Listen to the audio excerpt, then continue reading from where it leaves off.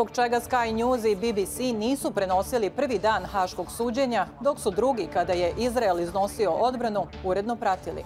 Kako izgleda digitalna represija i okupacija, objašnjava direktorica u organizaciji za digitalna prava Access Now, Marva Fatafta. I na kraju pogledajte kako njemački i slovenski mediji izvještavaju o ratu u Gazi.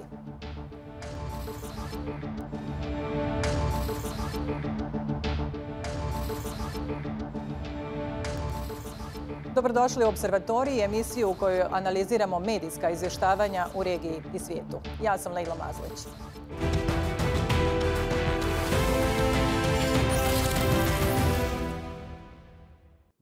Međunarodni sud pravde naredio je Izraelu da preduzme mjere za spriječavanje genocida, kao i kažnjavanje direktnog podsticanja na genocid u pojasu Gaze. Izrael ima rok od mjesec dana da izvijesti sud o tome šta radi kako bi ispunio ovu naredbu. U međuvremenu genocidna retorika izraelskih zvaničnika i medija koji im zato daju platformu ne prestaje. Premijer Netanjahu rekao je da ni Haag neće spriječiti njihovu vojnu kampanju. Slijedi prilog kolega iz Londona. Samo 2 dana nakon prvih sudskih saslušanja u Hagu, Benjamin Netanjahu je dao najprkosniju izjavu do tada. אף אחד לא יעצור אותנו. לא האג, לא ציר הרשע ולא אף אחד אחר. Ako čitamo između redova, tada nije zvučao kao premijer koji misli da će odluka Međunarodnog suda pravde ići u prilog Izraelu. Njegova izjava nakon saslušanja bila je namijenjena izraelskoj publici. Morao je reći kako rat nije gotov, naročito zbog pritiska desnice i ekstremista u njegovoj vladi, koji su nezadovoljni time što možda ulaze u završnu fazu rata. Govor je također značajnim dijelom bio upućen i Palestincima u smislu: ako mislite da iko ima moć spriječiti nas da bombardujemo pojas Gaze, razmislite ponovo, jer mi ovdje naređujemo i niko vam neće pomoći. I bio je poruka međunarodnoj zajednici: ne zaustavljajte nas. Netanjahu je rekao upravo suprotno 2 dana ranije. Rekao je da Izrael nema namjeru ostati zauvijek u Gazi. Israel has no intention of permanently occupying Gaza or displacing its civilian population. So it was a combination of being mixed up. Dakle, bio je to spoj smušenosti, stida i neznanja o narednim koracima. Politički sistem i mediji bili su šokirani cijelom ovom procedurom jer je došla iz vedra neba. Izrael je navikao na duge procese koji nikad ne počnu, da ne kažem nikad ne završe, a odjednom se suočio sa situacijom u kojoj nikad prije nije bio. Veliki dio informacijskog rata koji Izrael vodi od 7.10. odvija se i u televizijskim vijestima. Novinari u TV studijima uživo su pratili saslušanja na Međunarodnom sudu pravde sa zamjenikom predsjednika Kneseta, čije se ime pojavljuje na saslušanjima kao dokaz da su izraelski zvaničnici govorili s genocidnom namjerom. Tokom saslušanja na Međunarodnom sudu pravde, jedan od gostiju na kanalu 13 bio je član parlamenta Nisim Vaturi, koji je rekao: svu Gazu treba spaliti. Ova izjava citirana je na sudu i voditelj ga je pitao o šteti koju je to izazvalo.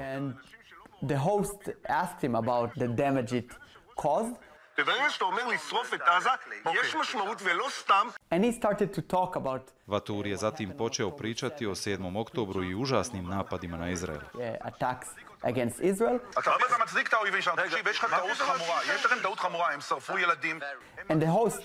Voditelj mu je tada rekao kako su ga pitali nešto drugo, a kada je nastavio sa svojom pričom, zamolili su ga da ode.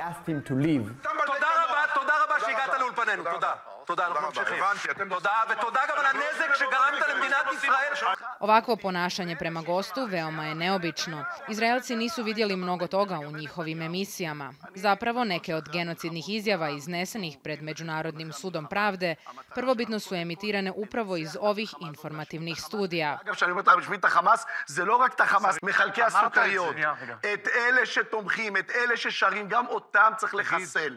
Ovakve izjave nisu dolazile samo od političara i komentatora. Neke su dolazile direktno od voditelja. אני מודה, אני אגיד את זה פה, לא אכפת לי שירדו אליי, אוספים פה חומרים. אני לא נרדם טוב בלי שאני רואה בתים קורסים בעזה. מה אני אעשה? עוד בתים, עוד מגדלים, שלא יהיה להם לאן לחזור. Novinari su bili među istaknutim Izraelcima koji su sijali propagandu, ali sada nisu u poziciji da upiru prstom u igri okrivljavanja.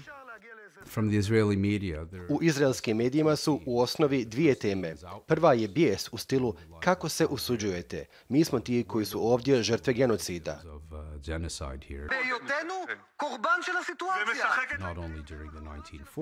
Ne samo tokom 40. već i 7. oktobra. Pa kako se usuđujete optuživati nas za genocid? Branimo se. A druga tema je slavljenje onoga što se predstavlja kao fenomenalan posao. Izraelski pravni tim protiv Južne Afrike.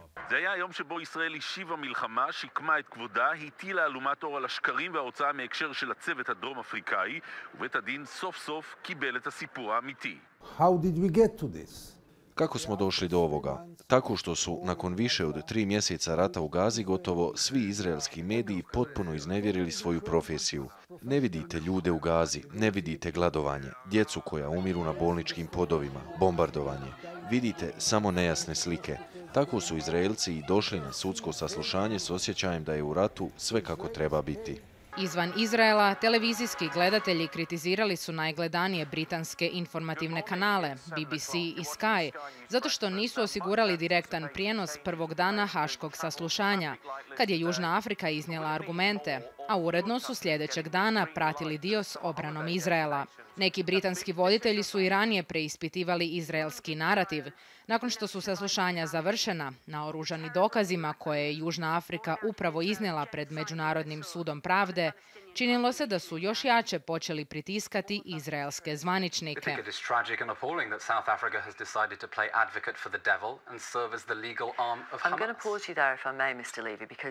Almost every point I put to you or every question I ask you, you respond with an answer that is not relevant to the question.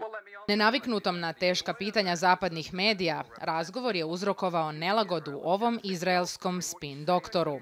You say you're going after Hamas, but you kill civilians. This is what Christian, I wish we Christian war is awful. Teško mi je komentirati šta tačno motivira novinare da postavljaju takva pitanja, ali slučaj na sudu u Hagu pruža im osnov da optužbe o izraelskom ozbiljnom kršenju međunarodnog prava sada imaju veći kredibilitet, jer ih je iznijela treća država, Južna Afrika. Američki stav o predmetu pred Međunarodnim sudom pravde nije se promijenio, barem javno, kako stalno govore zvaničnici. Submission against Israel to the International Court of Justice distracts the world. And moreover, the charge of genocide is meritless. Međutim, izvještaji poput ovog, koji citiraju američke zvaničnike, govore drugačije. Da predsjedniku Bidenu ponestaje strpljenja za Netanyahua.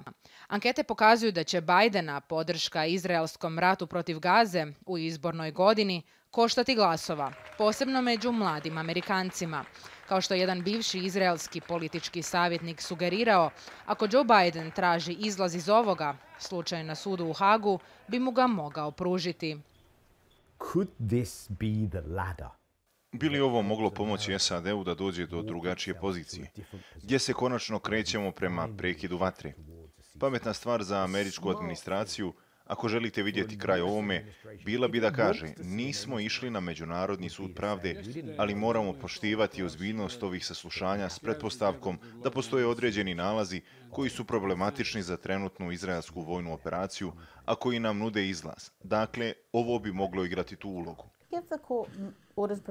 Privremene mjere znače kako barem postoji uvjerljiv slučaj da Izrael provodi genocidna djela u Gazi.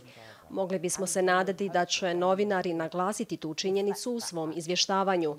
To bi moglo do određene mjere pomjeriti debatu o izraelskoj vojnoj operaciji u Gazi i dati više vjerodostojnosti ideji da Izrael čini genocid. Ove formalne optužbe za genocid na najvišem sudu na svijetu mogu se pokazati kao prekretnica. Prekretnica koja je odavno zakasnila, ali ipak prekretnica. Ovaj sukob je odnio više novinarskih života nego bilo koji drugi. Zamislite da je isti broj ubijenih ukrajinskih ili britanskih novinara, ili da su Palestinci pobili izraelske novinare. To potvrđuje izreku da su Palestinci zaista djeca manje važnog Boga. Dok traje haško suđenje, izraelska vlada snažno kontroliše narativ o ratu, a na društvenim mrežama to čini naročito uočljivo. Mnogi sadržaji koji otkrivaju i osuđuju zločine IDF-a u Gazi blokirani su, uklonjeni ili im je smanjena vidljivost. Koje su direktne posljedice ovoga, razgovaram sa Marvom Fatafta, direktoricom za politike i zagovaranja MENA regije u organizaciji za digitalna prava Access Now. Marva, thank you for joining us. Thank you for having me. Many online users worldwide report being shadow-banned, censored, their posts and accounts on Gaza being deleted, their reach and visibility reduced. How many of these cases has Access Now documented so far?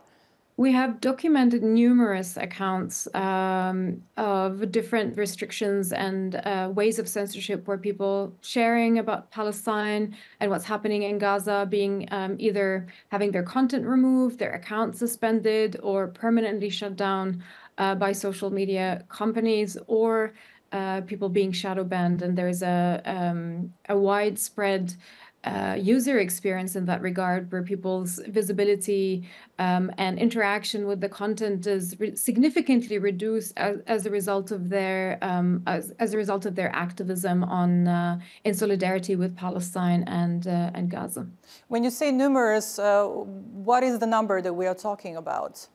How many cases? There has been partner organizations that documented thousands of those cases. So working closely with partners, we know that the censorship we see online is systematic and speak to really a longer pattern of Palestinians, but also pro-Palestinian accounts, journalists being censored and arbitrarily had their content arbitrarily removed as a result of their Palestine-related content. At the same time, Hebrew content, and particularly hate speech, inflammatory content, explicit calls to violence have been left untouched on the platform simply because Meta did not have classifiers, AI, i.e. algorithms that are able to detect and automatically remove such content that violate their community standards in the Hebrew language.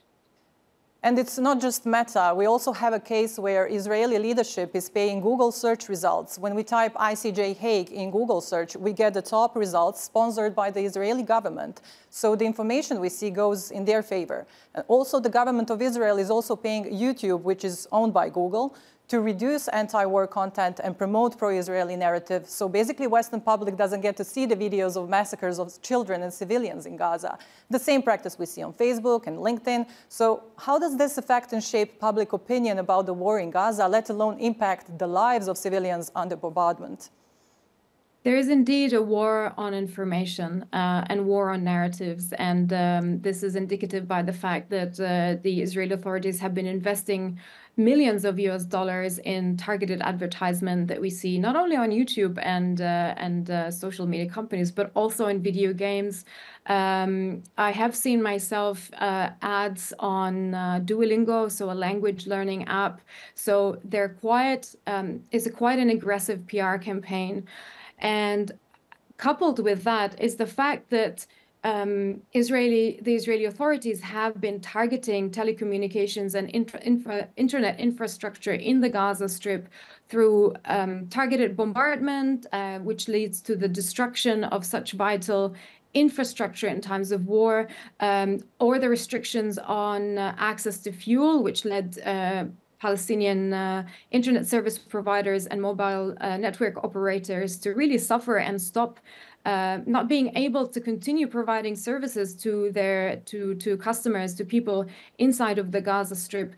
As what we know so far as of this date is that 12 out of the 19 internet service providers in the Gaza Strip are basically shut down, not to mention the fact that there was this technical toying and disruption of internet access and telecommunications. And that is simply to control the flow of information from the Gaza Strip people sharing their realities on the ground, sharing documentation of war crimes and crimes against humanity and human rights abuses, which we have seen the importance of such content for accountability in the future, as during the hearing of the South Africa application to the ICJ with the allegation that Israel is committing genocide in the Gaza Strip. So we have a combination of aggressive PR campaign that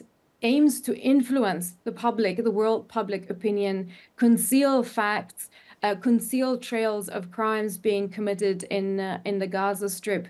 And of course, the fact that companies are complying with requests from the Israeli government to remove content and also taking action on their own through discriminatory and opaque content moderation decisions are effectively disabling people from accessing information as they should. It also disables them from exercising their right to freedom of expression as freely and as safely as they should be allowed to. And this is not the first time. We have to remember the cases of Myanmar and Ethiopia. So on that point, is there a legal cure for this or some kind of regulation? Because, as you said, we have these big tech companies selling and giving away their platforms to the wealthy country that is being called out for genocide before the International Court of Justice. Companies should not be left to decide and elect when to respect human rights when it's financially and politically convenient to them. And we know now, after a decade of social media companies' reckless and exploitative conduct where they deprioritize marginalized and historically oppressed communities and users, as in the case of Palestine, the case of Ethiopia, the case of Myanmar, we know that this self-governance, basically, that platforms make their own rules and apply them when they see fit, is not working. And so we need to make sure that there is obligatory transparency when companies take down content, so users know why such action has been taken against them, transparency around the policies themselves and how they are applied, transparency around the tools that companies deploy to detect and remove content. And here we're talking about algorithmic transparency. Those algorithms that pretty much shape the online civic space are a black box. We don't know how they work. We don't know if they're accurate. We just know from leaks here and there that they are insufficiently trained, and particularly in languages such as Arabic. And I wouldn't be surprised that would be the case for Bosnian and other languages that are not, that are not English, basically. Instead of Meta taking actions on their own and deciding ad hocly, okay, these are the exceptions we're going to make in this case in order to take down content or allow people to speak freely, they should be guided by human rights and what the potential impact of their decisions on communities. This has been pretty much voluntary, and I think platforms had failed the task to respect human rights, and this should be mandated by law. The caveat, however, is that sometimes laws can be abused for the same end, and that is obligating companies to take down illegal content at incredible, within very specific time frames that makes companies then eager to remove as much content as possible in order to avoid liability. And so there is a very fine act of balance that we need to take into consideration in order to ensure that those platforms are held accountable and at the same time they're not abused by governments who are eager to control information and online speech on these platforms. Right now, without these laws and regulations, we have something that Access Now is calling Israel's digital occupation of Palestine, but it affects online users worldwide, anyone expressing solidarity with Palestine. How do you describe this phenomenon then? Correct. I think there are levels to the censorship we see at the moment. When we talk about digital occupation of Palestine, we're talking about the fact that Israel controls the ICT infrastructure in the occupied territories. And as I mentioned, it enables them to shut down the internet, to kill the switch, to stop the flow of information, as they have done for at least 10 times in the Gaza Strip now. At the same time, I mean, think of the Gaza Strip at the moment. People, even before the war, they had access only to 2G mobile networks, while the rest of the world have moved on to 5G mobile networks. Those are not only slow and unreliable, but also unsafe. It enables easier interception of communications, i.e., easier surveillance of people in the Gaza Strip. The same can be said about the West Bank, where in 2018 we got an upgrade to 3G. So there is that aspect. There is the fact that the Israeli authorities have been monitoring very closely what Palestinians say and do on social media. In 2016, they have created the so-called cyber unit, whose mission is to monitor and submit requests for content removal to social media companies. There's also really dystopian technologies that have been deployed to that end, from predictive policing systems that allows the Israeli authorities to monitor what people say and do online and arrest them as a result. And there have been hundreds of Palestinians arrested since 2015 because of Israel's clampdown on online civic spaces. And in the aftermath of October 7th attack, we see an acceleration and an intensifying of this digital authoritarianism, where any expression of support from Palestinians, especially those who are citizens in Israel, are arbitrarily detained, interrogated, receive calls from the security agencies, are dismissed from their jobs, dismissed from their universities, and now Israel has also stopping people on the streets in East Jerusalem, across the West Bank, especially at military checkpoints, to inspect people's devices. And if they find that you have a telegram or you're following a certain account that is pro-Palestinian, you might be arbitrarily detained, or in some cases, we documented people being beaten and physically assaulted as a result of this inspection. So that is what we mean by digital occupation, that Israel is trying to enforce and control information shared online by deploying these different mechanisms that I just shared. And at the same time, of course, it does impact the global conversation, especially when corporate actors such as social media companies are involved and heed calls or bow to pressure from the Israeli government to remove as much content as possible. So to break this information siege, what needs to be done, and most importantly, by whom? I think there's a lot of things to be done. I mean, for one, the internet shutdowns need to be called out. And here I should say that internet shutdowns has been long recognized as a human rights violation, as a violation of international law. But in par with the other crimes that we see being committed in Gaza day in and day out with full impunity, there is silence on this war tactic. Internet access should not be weaponized in times of war. It's crucial. It can be really a matter of life and death, especially for people in Gaza who cannot contact ambulances, cannot contact civil defense, and cannot receive the aid that they urgently need and deserve. So I think important thing now and in the long term, that Palestinians finally have access to an independent and are able to build their own independent ICT infrastructure that allow them to share information and access information as freely and safely as possible.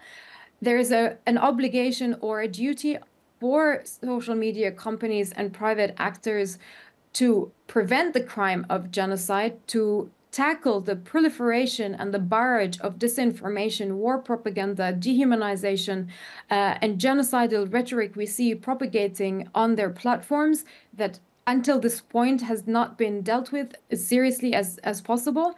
There is, of course, a role for states that house these companies to ensure that they are upholding their commitments. And I think for civil society to continue documenting those violations of human rights abuses to ensure that there is accountability for the future. And one thing I also want to note, speaking about censorship, I think companies also must ensure that the content that they removed is preserved, because of its evidentiary value. And as I said, we already saw how at the ICJ such content has been critical to provide evidence, and we do need that evidence for future accountability venues. Marwa, thank you for all the information and the insights. Thank you very much for having me.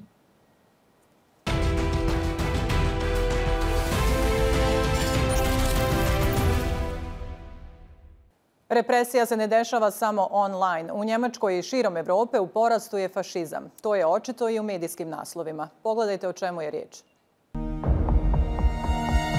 Njemačke novine Die Welt prošle sedmice objavile su kako je u Gazi ubijeno 9000 terorista, plasirajući tako podatke IDF-a kao informaciju. Vlasnik Die Welta je kompanija Axel Springer, koja u svim svojim medijskim ugovorima o radu ima uključenu posebnu stavku u kojoj se izjašnjavate da podržavate Izrael. Njemački portal Jüdische Allgemeine u naslovu navodi da civili u Gazi nisu nevini. Nakon što su ih korisnici prozvali na Twitteru zbog ovakvog navoda, Jüdische Allgemeine promijenio je naslov članka u Muškarci u Gazi i istakao da se radi o komentaru autora. A naslovnica subotnjeg dodatka slovenskog dnevnika Objektiv prikazuje krvavi uzvičnik sa naslovom Gaza, mrlja koja ostaje. Američki magazin Fast Company uvrstio ju je među 10 najboljih naslovnica u svijetu. Njen kreator i idejni tvorac, svjetski poznati dizajner Tomato Košir, skrenuo je tako pažnju na krvoprolića u Gazi. Bilo je to sve za večeras. Opservatorij ponovo gledajte za 2 sedmice.